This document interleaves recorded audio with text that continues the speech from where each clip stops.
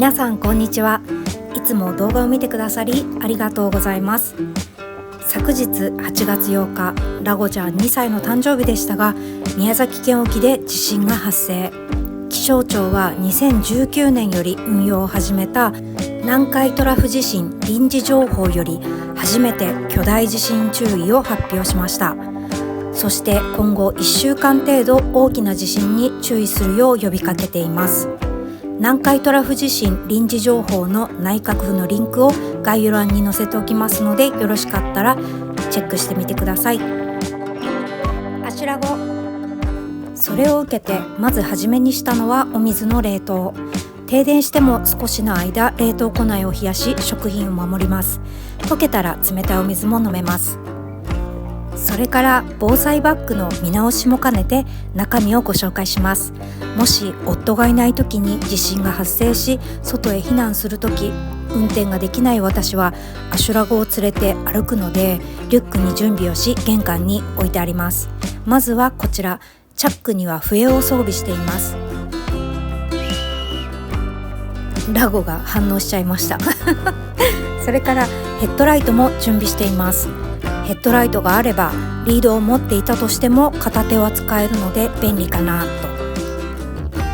ヘッドライトと笛は何かがあった時に背中に背負った時すぐ取れるような場所につけています。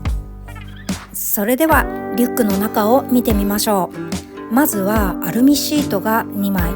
通年使用できると聞いたんですが、夏はまだ使用したことがないので実は半信半疑。ただないよりあった方がいいかなということで夏も入れています。一つ目のチャックの中身は外を裸足で歩くアシュラゴのためにもしも怪我した時用グッズを入れています。添加物の少ないアルコールティッシュ、ピタッと貼り付く包帯を多めに。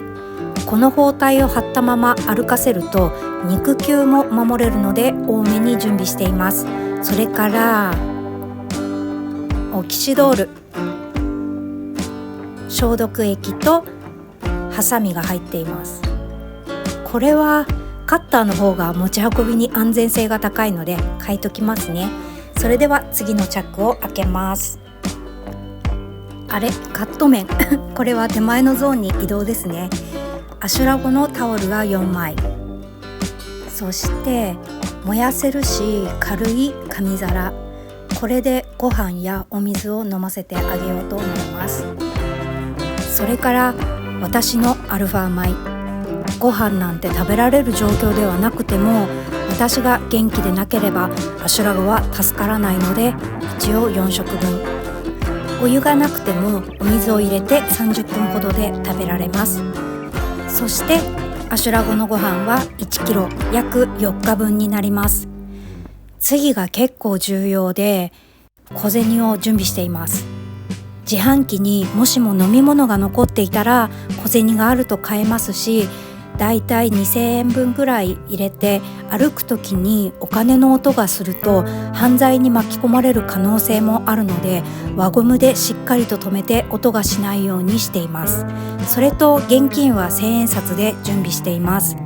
停電が起きるとカードが使えなくなり、お店もお釣りがないという場合があるので、お釣りは結構ですと言える1000円札を入れておきます。夫とは常日頃から災害時はアシュラゴを連れて避難所には行けないし、アシュラゴを優先すると私は家から動けないから必ず帰ってきてくださいと伝えていますが、もしも家を離れなければならない理由ができたとしても、最長でも家を空けて4日と思い、この4日分の準備をしています。実は大きな地震に3度も遭遇してしまった私は防災意識あると思ってたんですが、見直すって大事ですね。まだトイレットペーパーや消臭袋など足りないものがあると気づきました。まだ時間があるので準備していきたいと思います。またこの防災グッズいいよっておすすめがございましたらコメント欄で教えていただけると幸いです。よろしくお願いいたします。防災グッズを持っておられる方はぜひ見直しをしてみてください。そしてこれから揃える方の参考になればと思います。備えあれば憂いなし。備えてこの子たちを守り抜きたいです。本日も最後まで動画をご覧いただきありがとうございます。